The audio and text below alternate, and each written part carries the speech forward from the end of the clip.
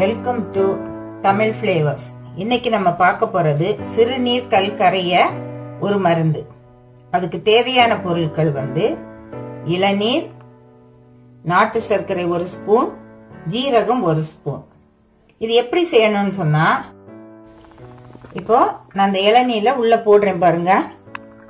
மெதுவா போடணும், ஒரு சின்ன ஹோலா இருக்கிறதுனால இது மெதுவா உள்ள கொட்டினீங்கன்னா தான் உள்ள போகும்.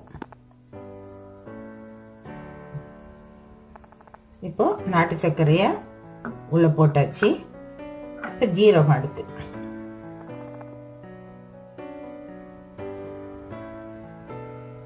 ஜீரகமும் போட்டாச்சு.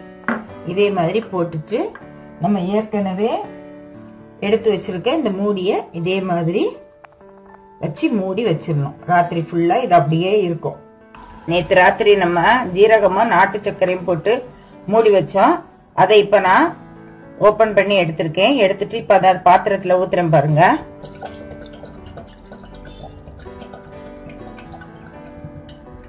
இப்போ இது ஊத்தியாச்சு. இதே மாதிரி கலர்ல இருக்கும் அந்த மருந்து. இப்போ நீங்க இந்த இளநீரை நீங்க தண்ணியை மட்டும் குடிச்சாலும் சரி, இல்ல ஜீரகம் எனக்கு பிடிக்காது அதை வடிகட்டிடு அப்படின்னு சொல்லிட்டு வடிகட்டிட்டு குடிச்சாலும் பரவாயில்ல.